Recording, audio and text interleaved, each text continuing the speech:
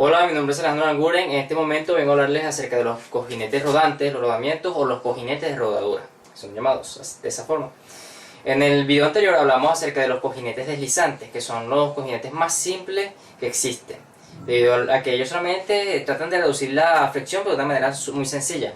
Aquí, cuando hablamos de cojinetes de rodadura o rodamientos, estos intentan buscar la estabilidad de un eje y la reducción de la fricción del mismo para que el mismo no sufra tanto desgaste y se aumente su vida útil. Queremos dejarlo en algún punto que transmita la mayor cantidad posible de torsión, de torque, de RPM, evitando la menor cantidad de pérdidas posible.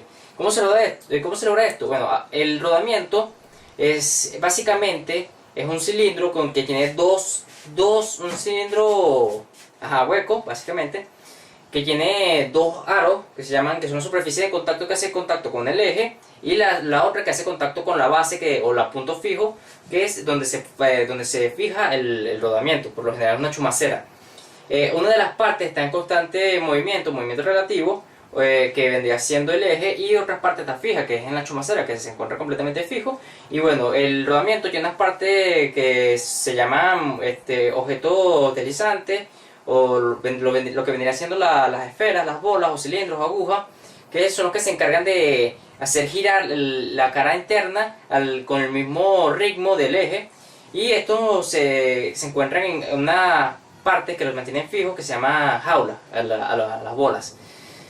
También se necesita una cierta cantidad de lubricante para que estos sufran la menor cantidad de fricción posible y cumplan con su función de la mejor manera posible. Existe una clasificación para los rodamientos o los cojinetes de rodadura, que vendría siendo por lo general por el tipo de carga que sufren o lo que están sometidos. Por ejemplo, tenemos los cojinetes para cargas radiales, que son para aquellos donde la carga es perpendicular al eje de rotación, que vendría siendo, si el eje entre el rodamiento, la carga vendría siendo hacia arriba y abajo, que son las que pueden soportar este tipo de rodamiento. También tenemos los cojinetes para cargas axiales, que básicamente son para cargas que tienen la misma dirección que el eje de acción. Y por último tenemos los cojinetes para cargas mixtas, que vendría siendo para cargas radiales y para cargas axiales. Vienen diseñados para soportar ambos tipos de cargas. Entre los diferentes tipos de rodamiento encontramos que los rodamientos radiales de bola, de aguja, de rodillo, cónicos, de cilindros cónicos, de cilindros rodantes, están los axiales, que vendrían siendo los axiales de rodillo, de bola, de aguja, que si vienen para diferentes tipos de soporte. También venían siendo lo que se llaman las roldanas, los cojinetes con rodete, etcétera, etcétera, etcétera. Eso entre los distintos tipos de rodamientos que existen, con especificaciones un poquito diferentes, que sirven para distintos casos para los cuales se requiera. Ok, continuando, proseguimos con las consideraciones de diseño que hay que tener para poder realizar un cojinete, un rodamiento.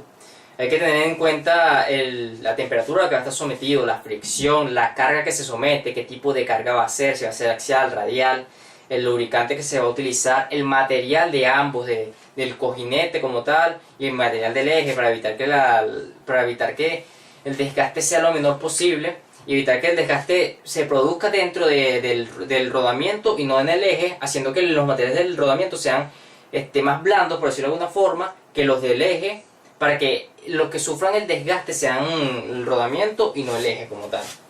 Y bueno, también la corrosión, también los costos que va a tener y el uso que va a tener el rodamiento, dónde va a estar fijado, en qué posición, para qué tipo de maquinaria, las condiciones cinemáticas si van a cambiar en el rodamiento, entre otras condiciones que hay que tomar en cuenta para el diseño.